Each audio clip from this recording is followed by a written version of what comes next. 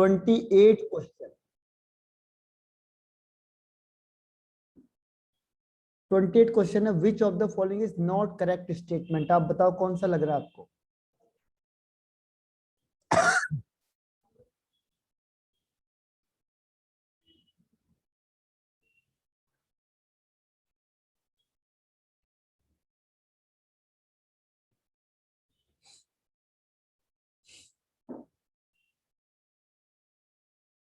कौन सा? C D? C, okay. और अच्छा, दोनों ने सी आंसर किया। सी काहे को कर दिया है? ये तो क्वेश्चन ही इन्होंने घुमा दिया है।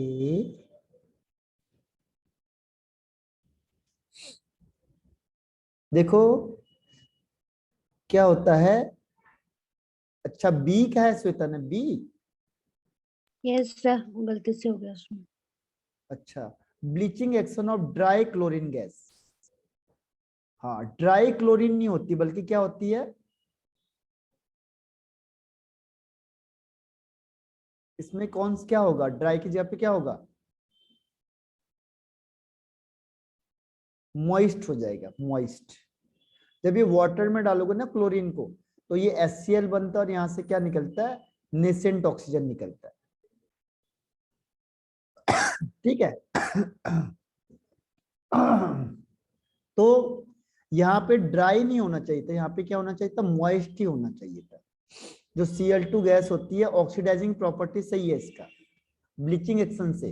लेकिन जो ड्राई Cl है, ये कैसे नेसेंट ऑक्सीजन को प्रोड्यूस करेगी?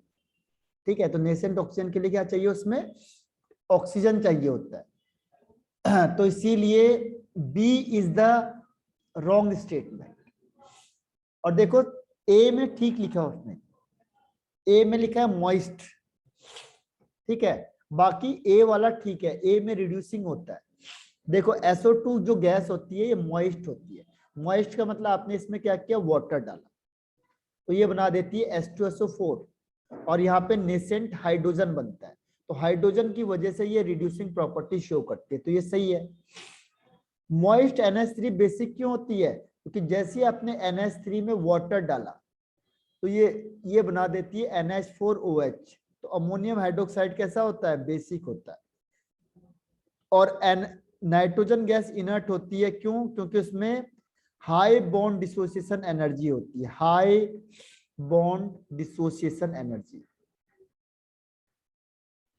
ठीक है, हाई बॉन्ड डिसोसिएशन एनर्जी होती है, इसकी वजह से क्या होता है? ये इनर्ट होता है।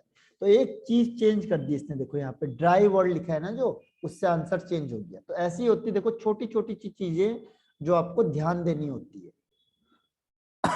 तो निधि, हाँ, तो ये आपने मिस्टेक कर दी, तो इसका आंसर हो जाएगा बी।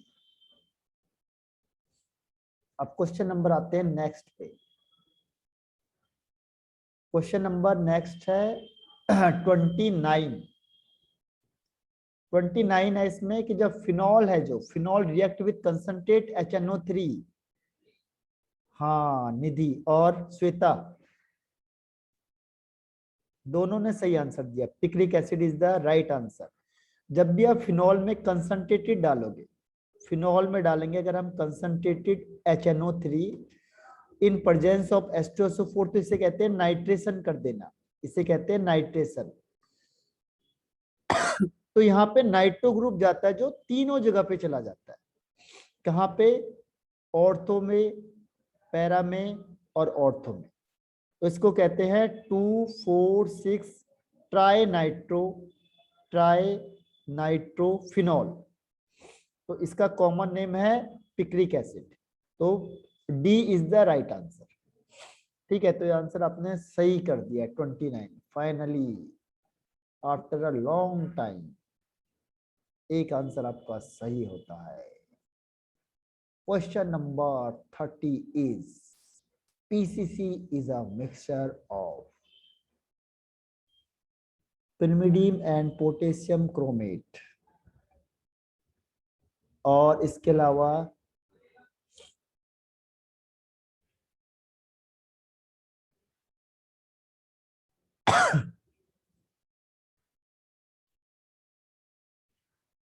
अच्छा, तो ये ए लिखा है या बी लिखा है?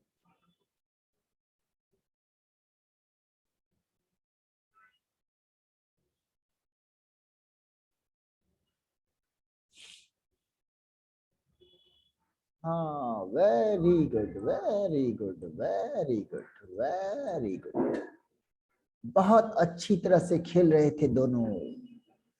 अचानक इंडिया टीम की तरह धराशायी हो गए हैं, धीरे धीरे करके, कम कम। देखो पीसीसी क्या होता है? पीसीसी होता है पिरिमिडियम, पायरिडीनी कह लो इसे। सी होता है क्रोमियम, और सी का मतलब होता है क्लोराइड। तो इसमें क्लोराइड कहां से आएगा? अच्छा, ये तो आपने नेट में देखा होगा ना। हाँ, पिरिमिडियम क्लोरोक्रोमेट होता है ना ये। तो ये सी कहां से आएगा? एक मिनट में इसको चेक कर लेता हूं। वैसे ये नेट में देखा आपने इसका?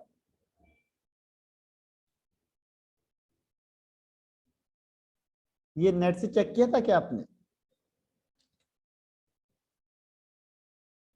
नो।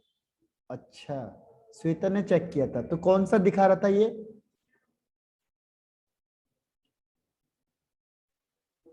सर इनमें से कोई ऑप्शन नहीं है, मुझे मिला ही नहीं इसका। हाँ, एक मिनट में बताता हूँ आपको उसका। पीसीसी है जो,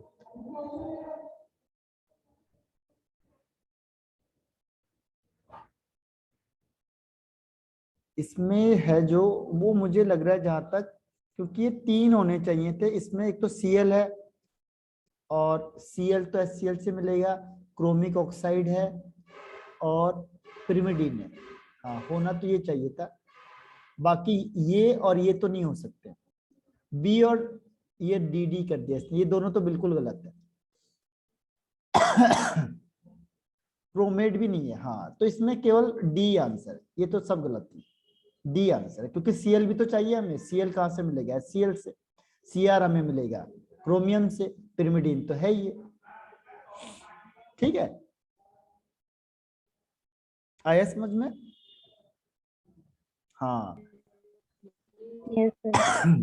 तो ये भी गलत कर दिया आपने, कोई बात नहीं, गलत होता है, होता है।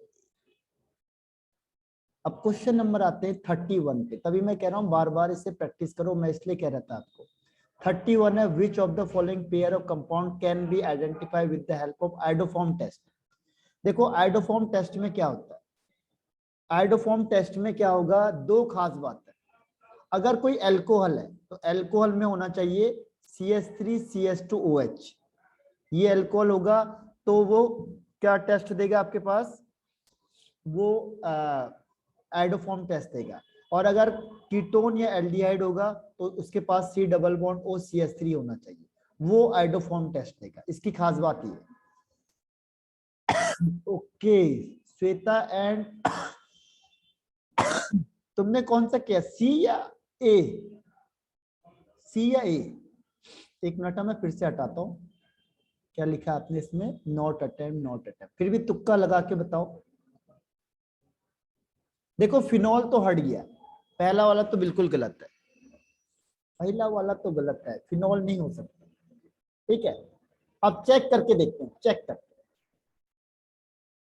ये भी नहीं हो सकता, ब्यूटेनॉल भी नहीं हो सकता, तो ये हट गया। अब देखो प्रोपेनॉल, प्रोप का मतलब तीन, तीन सी है, और प्रोपेन वन ऑल, तो वन ऑल में ये है। अगर आप इसको हटाते हो तो यहाँ पे डबल बॉन्ड आता है, तो ये भी नहीं है, तो प्रोपेनॉल भी नहीं है आंसर। ठीक है, तो सीधी सी बात है, अगर ये सब हट गए तो एक ही आंसर बचेगा, केवल डी। अब डी में देखो जो मैं बोल रहा हूँ वही मिलेगा आपको। ठीक है, डी में चेक करके देखो। डी में मेथेनॉल तो है ये, मेथेनॉल में क्या होगा? CH3। अच्छा, मेथेनॉल तो हो ही नहीं सकता है, फिर मेथेनॉल तो नहीं हो सकता है, तो ये मेथेनॉल तो हट गया यहाँ से। ये भी मेथेनॉल है, ये भी मेथेनॉल है। ठीक है, तो इसमें इन्होंने क्यों गलती कर दी? ये मैडम पढ़ाते हैं या सर पढ़ाते हैं आपके? Sir ma'am. सर बाहर से आया पेपर। हाँ ये मिस्टेक कर दी इन्होंने पेपर में, ठीक है, इन्होंने थोड़ी सर सी सारे बाहर से आए थे इस बार। हाँ बाहर से ठीक करके आए, क्योंकि बाहर से पता नहीं चलता है, नहीं तो अंदर वाले टीचर तो वही देंगे जो पढ़ाया उन्होंने, तो वो बाहर का देते। लेकिन इसमें क्या होता है कि मेथेनॉल फिनॉल आइडोफॉर्म टेस्ट, ये तो उसमें है वैसे, ठीक है। इसमें देखो प्रोपेन टू ऑल सही है, प्रोपेन टू ऑल का मतलब ये है और ये OH है। तो यहाँ पे जब आप अल्कोहल से करते हो तो अल्कोहल में क्या होता है, हाइड्रोजन को हटाना पड़ता है, यानी इसका रिडक्शन करते हैं पहले। जैसे रिडक्शन करोगे तो आपके पास बन जाएगा CO CH3। तो जिस ग्रुप के पास भी CO CH3 ग्रुप होगा वो आइडोफॉर्म टेस्ट देता है, ये खास बात है इसकी। आइडोफॉर्म में हम मिलाते हैं NaOH को इन प्रेजेंस ऑफ आयोडीन, तो क्या होता है यहाँ से ये ग्रुप हटता है CH3 और इसके जगह पे आ जाता है ON, यहाँ पे आ जाएगा ONA बस। तो वो और इसका कलर हो जाता है येलो, तो वो होता है आइडोफॉर्म टेस्ट। तो आइडोफॉर्म टेस्ट कौन देगा, जैसे प्रोपेन 2 दे देता है, 2 मिथाइल प्रोपेन 2 ऑल, ये भी दे सकता है 2 मिथाइल, ठीक है, प्रोपेन 2 ऑल। पर इन्होंने थोड़ी सी मिस्टेक तो कर ही दी है ना, पेपर में मिस्टेक कर दी, यहाँ पे इन्होंने थोड़ी मिस्टेक कर दी, प्रोपेन 1 ऑल डाल के प्रोपेन 1 ऑल नहीं देता है, ठीक है। लेकिन आपको जो आंसर बताएंगे वो मैडम यही बताएंगे, सी वाला। जो सबसे सही आंसर इसमें से सी है। अब क्वेश्चन नंबर आते हैं 32 पे।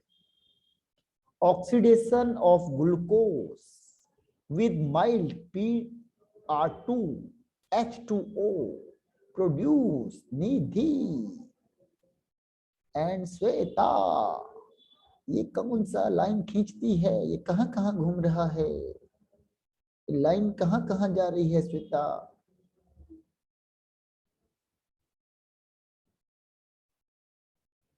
फिर से टिक लगाना श्वेता, आपने कौन सा आंसर किया है। हाँ श्वेता ने सही आंसर कर दिया, निधि फिर से गलत कर दी। देखो ब्रोमीन वाटर क्या होता है, माइल्ड ऑक्सीडाइजिंग एजेंट होता है, माइल्ड ऑक्सीडाइजिंग एजेंट। तो जो ग्लूकोज होता है, ग्लूकोज होता है CHOH का होल 4 और ये होता है CH2OH, ठीक है। अब माइल्ड ऑक्सीडाइजिंग एजेंट का मतलब क्या हुआ, Br2 को करेंगे इन प्रेजेंस ऑफ वाटर, तो ये माइल्ड क्या करेगा, जो एल्डिहाइड होता है इसी को एसिड में बदलता है बस, बाकी का कुछ नहीं कर पाता, क्योंकि तो माइल्ड है, मीडियम वाला है, तो बाकी तो सेम रहेंगे, बस इसी को बिगाड़ पाएगा वो। तो इसे कहते हैं ग्लूकोनिक एसिड। सैक्रिक एसिड होता है, सैक्रिक एसिड होता है जब दोनों जगह COH ग्रुप हो जाते हैं, एक ऊपर भी और एक नीचे भी। अब देखो क्या क्या कर दिया तुमने। तो ये तो सैक्रिक एसिड कब होता है, जब आप लाते हो नाइट्रिक एसिड, नाइट्रिक एसिड होता है स्ट्रॉन्ग ऑक्सीडाइजिंग एजेंट, तो ग्लूकोज में जब आप नाइट्रिक एसिड को लाओगे तब बनता है सैक्रिक एसिड। निधि का कर दी, ओ नो, ओ यस। अब क्वेश्चन नंबर 33, तभी कह रहा हूं मैं, अब लास्ट टाइम है, लापरवाही मत बरतो बिल्कुल भी। इसका आंसर मैंने अभी बता दिया था श्वेता को, आप बताओ तुमने क्या किया है। हाँ श्वेता, निधि बताओ क्या किया आपने, कौन सा किया इसने, ये लाइन कौन सी है, यहां से ये पास तो इसके बी है, बी से ज्यादा क्लोज है, बी, हाँ, और बी जो आंसर है वो कर दिया है गलत, only C answer is right, C is right answer, only B is गलत, ए इज गलत, डी इज गलत, सी इज राइट, ठीक है। देखो सी का एक बार फिर से बता देता हूं कैसे आया सी आंसर। वो कह रहा है वाई कहां पे रखा है, CCP पैटर्न में रखा है, और एक्स कैटायन है, और ये इक्वली डिस्ट्रीब्यूटेड है कहां पे, टेट्राहेड्रल वाइड्स में भी और ऑक्टाहेड्रल वाइड्स में भी, ठीक है। अब वो कह रहा है दोनों इक्वली डिवाइडेड है, यानी दोनों में बराबर है, और जो टेट्रा ऑक्टाहेड्रल है वो 2/3 भरा हुआ है बस। ठीक है, तो पहले हम फॉर्मूला लगाएंगे कि suppose the number of atom in CCP be X, इसे एक्स मान लो, तो टेट्राहेड्रल में कितना हो जाएगा 2x, डबल हो जाता है। ऑक्टाहेड्रल में कितना होता है x, क्योंकि नंबर ऑफ एटम के बराबर होता है ऑक्टाहेड्रल वाइड्स, और टेट्राहेड्रल वाइड डबल होता है। लेकिन वो कह रहा है कि ऑक्टाहेड्रल वाइड कितना फिल है, केवल 2/3 ही फिल्ड है, तो इसका 2/3 करो।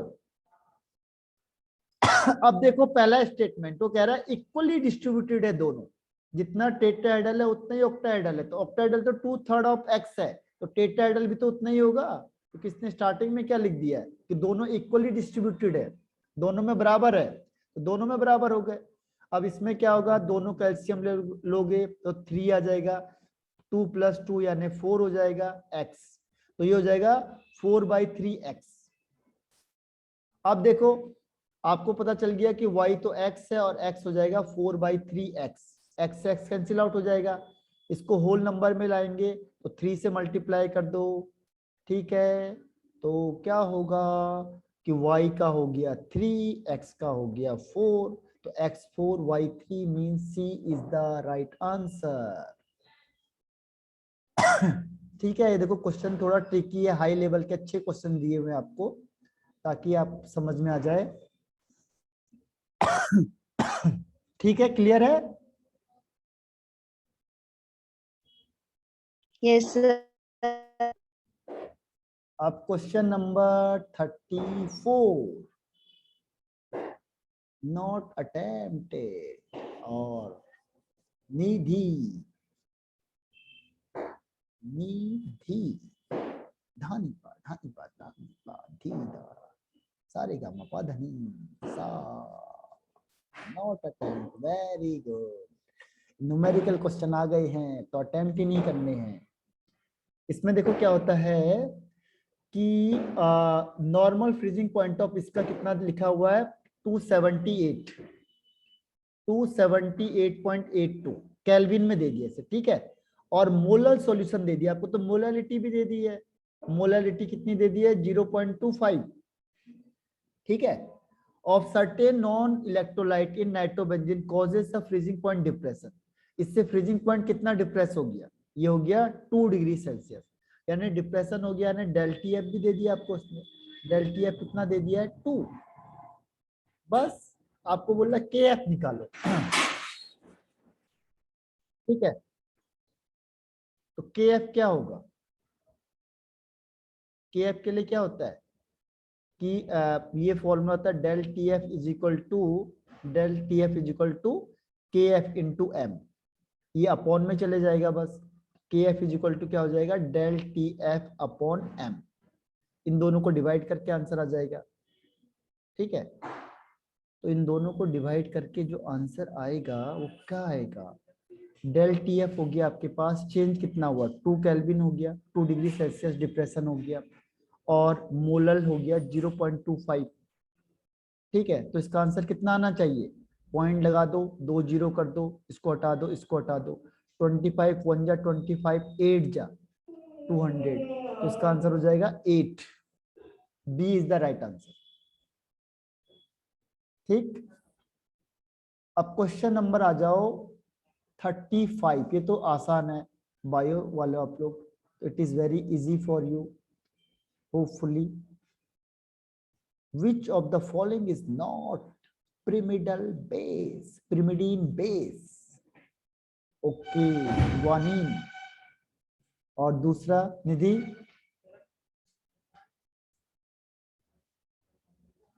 निधि कहाँ गई है, अच्छा निधि ने दिया है आंसर, और श्वेता,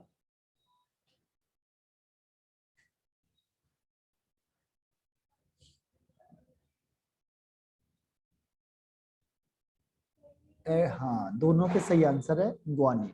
एडिनिन और ग्वानिन किसके होते हैं, प्यूरिन्स के, ठीक है, एडिनिन एंड ग्वानिन होते हैं प्यूरिन्स के, और ये तीनों होते हैं पिरिमिडीन के। ठीक है, अब क्वेश्चन नंबर आ जाओ 36, अच्छा ये भी अभी हमने किया था पर उसने नहीं ध्यान दिया होगा, बताओ निधि, बताओ इसका आंसर क्या होगा, निधि ने कौन सा आंसर लिखा है इसका, हाँ, वेरी गुड, बहुत बेहतरीन जवाब, जो गलत होता हुआ। देखो इसमें क्या होगा, 2 मोल ए है और सॉरी 3 मोल ए है और 2 मोल बी है, ठीक। फिर टोटल प्रेशर पूछ रहा है वो आपसे, तो टोटल प्रेशर मतलब PT is equal to P A plus P B, ठीक है। और P A is equal to होता है P naught A X A plus P naught B X B, ठीक है। अब आपको मोल फ्रैक्शन निकालना पड़ेगा। हाँ, ये क्या किया इसने, सिर पे क्या बांधा हुआ है, व्हाइट कलर का। तो देखो पी नॉट तो दिया हुआ आपको, पी नॉट कितना दिया हुआ है, पी नॉट ए दिया हुआ 40, एक्स ए का मतलब होता है मोल फ्रैक्शन ऑफ ए, तो मोल फ्रैक्शन ऑफ ए क्या हो जाएगा, number of moles of A upon total number of moles, तो 3/5। और ऐसी पी नॉट बी आपको दिया हुआ है 20 इंटू एक्स बी कितना हो जाएगा, एक्स बी होता है number of moles of B upon total number of moles, यानी 2/5। अब इसको सॉल्व कर दो, 5 1 जा 5, 5 8 जा 40, 8 3 जा 24, और 5 1 जा 5, 5 4 जा 20 और 4 2 जा 8, तो 24 प्लस 8 32, यानी सी इज द राइट आंसर।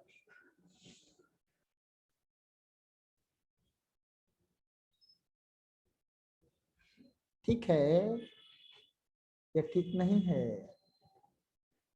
ठीक है, आंसर हो गया 32। इसीलिए मैं कह रहा हूँ अभी भी आप सीरियसली पेपर देना स्टार्ट कर दो, जैसे मैं आपको दे रहा हूँ पेपर, पूरा सीरियसली करोगे तभी जाके होगा, क्योंकि देखो सैंपल पेपर ही है, कई क्वेश्चन इसमें कुछ सैंपल के मिल जाएंगे आपको। ओके श्वेता और निधि, आप बताओ आपको कौन सा आंसर लग रहा है।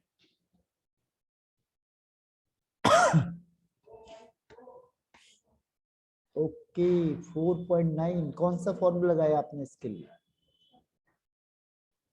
इसमें है सुक्रोज, सुक्रोज का होता है 342 एटॉमिक मास, ठीक है। सुक्रोज होता है C12H22O11, तो इसका मोलर मास होता है 342।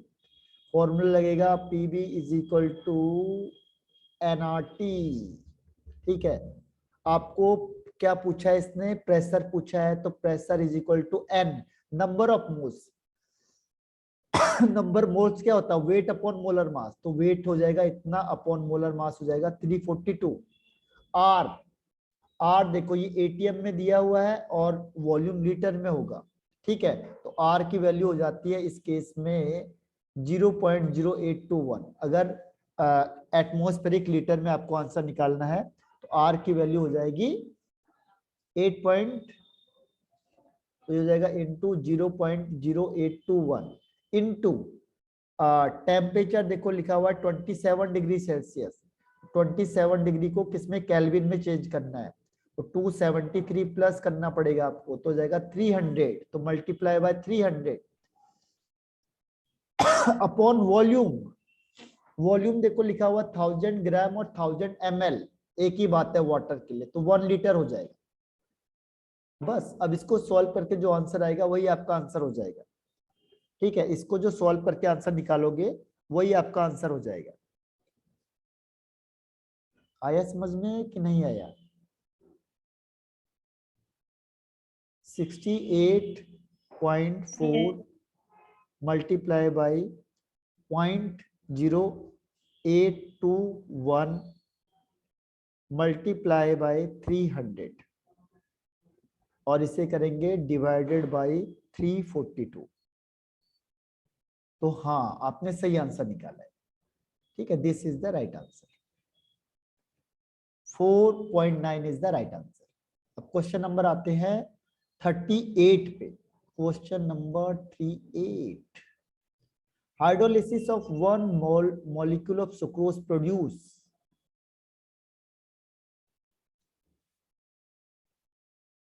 हाँ ठीक है, वेरी गुड, दोनों ने सही आंसर निकाला है, 1 मॉलिक्यूल एंड 1 मॉलिक्यूल, ठीक है।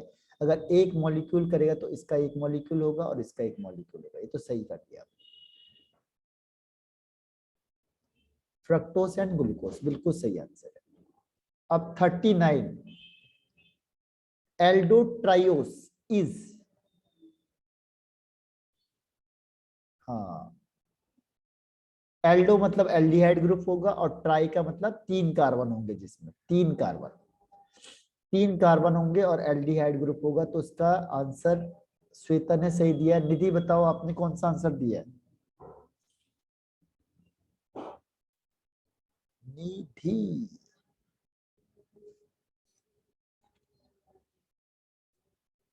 नॉट अटेम्प्ट, ओके, तो इसका आंसर ए राइट हो गया। अब क्वेश्चन नंबर आते हैं 40 an element with atomic mass 100, atomic mass इसका 100 है और बीसीसी स्ट्रक्चर है, एज लेंथ इतना है। तो ये भी नॉट अटेम्प्ट होगा दोनों का, है ना, तभी लिख दिया उन्होंने not attempted, not attempted. Numerical question है, छोड़ना ही ओ करना ही नहीं है, इसे हाथ ही नहीं लगाना। तो देखो डेंसिटी इज इक्वल टू क्या होता है, number of atom into molar mass upon A cube into Na। अब देखो यहाँ पे सेंटीमीटर में दिया है और ये पिकोमीटर में दिया है, यही तो करते हैं क्वेश्चन में, तो इसको चेंज करना पड़ेगा आपको सेंटीमीटर में। तो ये बीसीसी है तो नंबर ऑफ एटम 2 हो गए, 2 इंटू एटॉमिक मास आ गया इसका 100 अपॉन ए कितना है 400। अब पिकोमीटर को सेंटीमीटर में चेंज करेंगे तो 10 की पावर -10 से मल्टीप्लाई करते हैं और एवोगाड्रो नंबर 6.02 इंटू 10 की पावर 23। बस अब क्या रह गया देखो इसमें, ये 10 की पावर 3 से 30 हो जाएगा, 30 में से इसके 6 कम कर दो तो कितना हो जाएगा 24 हो जाएगा। तो 4 इंटू 4 इंटू 4 इंटू 10 की पावर ये 24 है, 23 है तो -1 हो जाएगा। बस बाकी इजी हो गया तो सॉल्व करना। 10 की पावर -1 यानी ऊपर जाएगा तो एक 0 और बढ़ा दो इसमें बस। अब आपको क्या करना है 2000 करना है divided by 4 into 4 into 4 into 6.02 तो भी इसका आंसर आ जाएगा। 4 4 जा 16, 16 4 जा 64 और 64 इंटू 6 कितना होता है 6 4 जा 24 और 6 6 जा 36 प्लस 2 38। ठीक है, तो 3 6 जा 18, 6 से थोड़ा कम आएगा यानी ये आंसर आ जाएगा बी वाला। ठीक है, B is the right answer. जरूरी नहीं है सारा कैलकुलेशन करना पड़ता, अगर ऑब्जेक्टिव हो तो उसमें आंसर वैसे भी देख के निकल जाता है। अब आते हैं 41 पे। 41 कीप्स एपेटस में अगर आप H2S गैस को बनाओगे, प्रैक्टिकल क्वेश्चन दे दिया उसने, तो किसको किस में मिक्स करेंगे?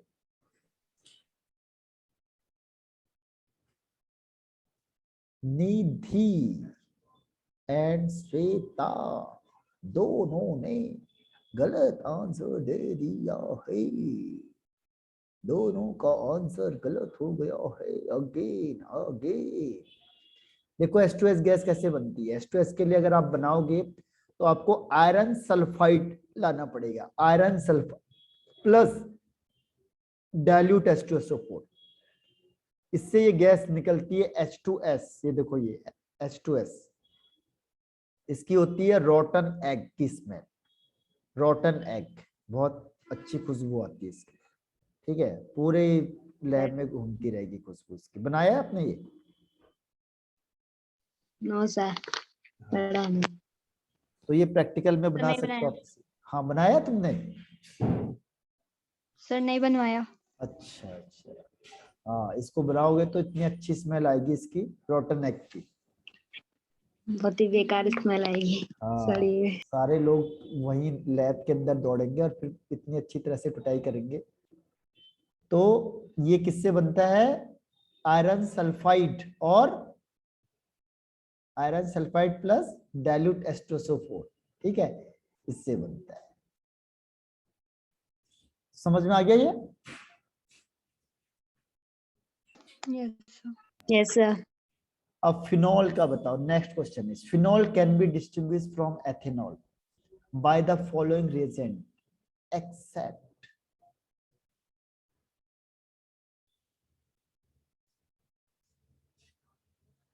Phenol can be distinguish from ethanol by the following reason except, किसको छोड़ के? ओके, सोडियम, हाँ सही कर दिया आपने लगभग।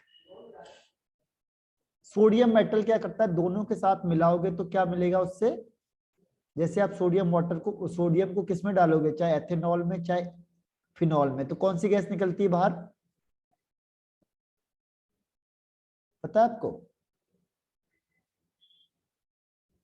जैसे फिनॉल लिया सर आपने, हाइड्रोजन। हाइड्रोजन। निधि आप बताओ,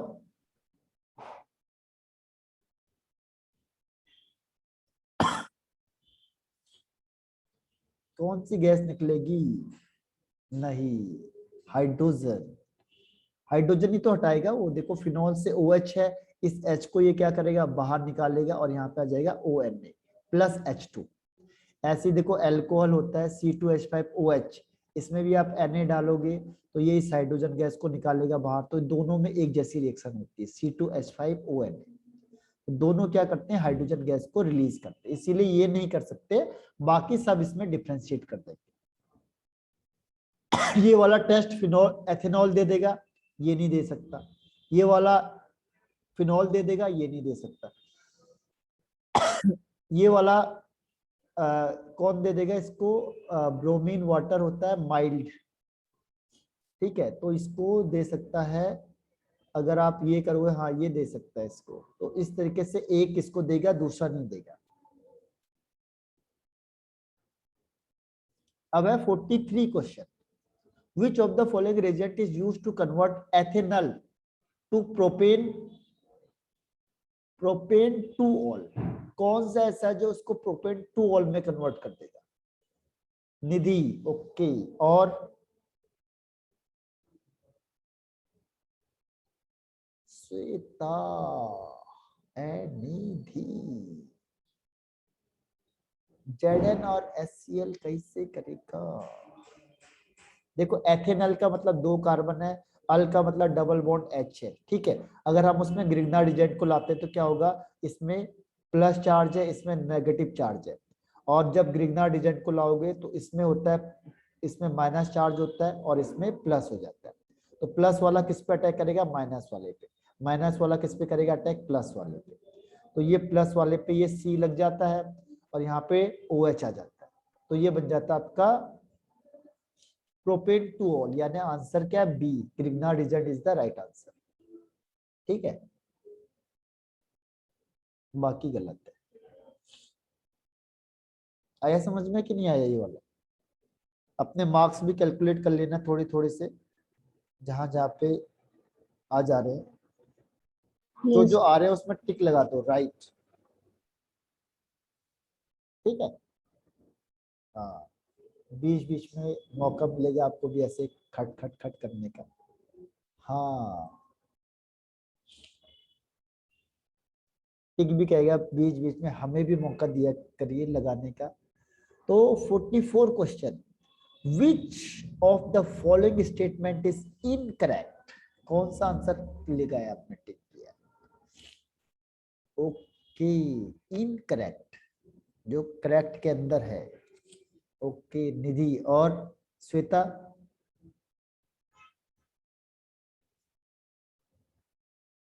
BCl5 does not exist due to inert pair effect is right answer, ये तो बिल्कुल सही आंसर है, ये तो सही है। अच्छा आपने वो गलत समझ दिया, इनकरेक्ट मैंने कहा था ना अभी, जो करेक्ट के अंदर है, ठीक है, तो BiCl5 इसमें +5 ऑक्सीडेशन स्टेट हो जाती है Bi की, तो Bi +5 oxidation state highly unstable होता है due to inert pair effect, ठीक है, आपने भी इंडियन टीम से बहुत कुछ सीख लिया, धड़ाधड़ विकेट निकलते जा रहे हैं, ठीक है, कभी 111 पे आउट, कभी 151 पे आउट, ठीक है, ये शादी में आए हैं वो न्योता देते ना, 151 हमारी तरफ से दे देना, 111 हमारी तरफ से दे देना, ठीक है, तो ये तो गलत हो गया आपका आंसर। अब पहला देखो, पहला चेक करते हैं, NCl5 is not known, 11 cut, ओ अभी देखो, अभी तो पिक्चर बाकी है, पहला है NaCl, NaCl is not known, ये तो बिल्कुल सही है, ये भी सही है। Dissociation enthalpy of fluorine is less than chlorine due to electronic repulsion in fluorine, ये भी सही है। Dipole moment of NF3 is more than NH3, ये वाला रॉन्ग है, तो इसका आंसर डी हो जाएगा, डी इज नॉट करेक्ट। ठीक है, बाकी सारे करेक्ट हैं, तो इसका आंसर डी, जो डायपोल मोमेंट होता है वो NH3 का ज्यादा होता है, NF3 का कम हो जाता है। ठीक है, तो डी है जो वो इनकरेक्ट है, बाकी सारे करेक्ट। अब क्वेश्चन नंबर 45 बताओ, इसमें है two solution having same osmotic pressure will have a same vapour pressure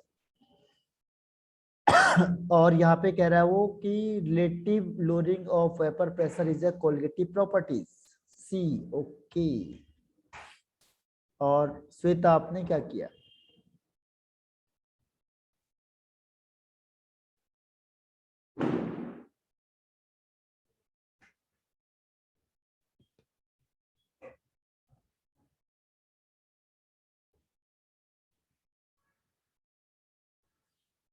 ए,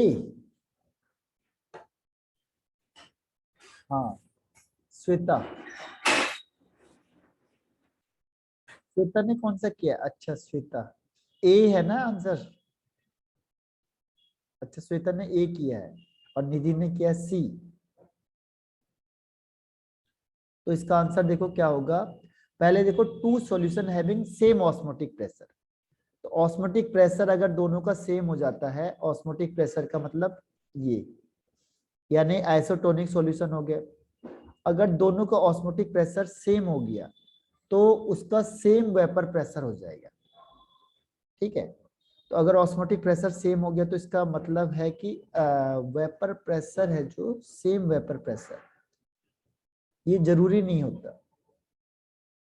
अगर ऑस्मोटिक प्रेशर सेम है तो उसका वेपर प्रेशर वेपर प्रेशर क्या होता है? वेपर प्रेशर होता है प्रेशर एग्जर्टेड बाय वेपर्स। ठीक है, जो प्रेशर ऊपर से एग्जर्ट हो रहा है उसके ऊपर से, तो दोनों अलग अलग है, ऑस्मोटिक प्रेशर अलग है और वेपर प्रेशर अलग अलग है। दिखने में लग रहा है आपको दोनों प्रेशर है, लेकिन ये दोनों क्या है? प्रेशर अलग अलग है। और ये सही है कि relative lowering of vapour pressure colligative properties है। ठीक है, तो इसीलिए इसका आंसर है सी इज द राइट आंसर, सी। तो इसका हाँ, निधि ने सही आंसर दे दिया है, तभी दिखा रही है थम डिश।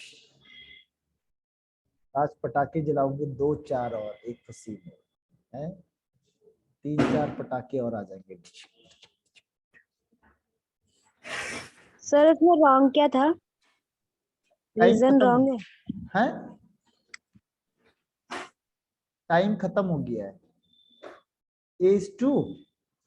अच्छा एक मिनट, हाँ वापिस मुझे रिज्वाइन करना भी, तो टाइम खत्म हो गया टाइम खत्म हो गया, रिज्वाइन करो फिर से।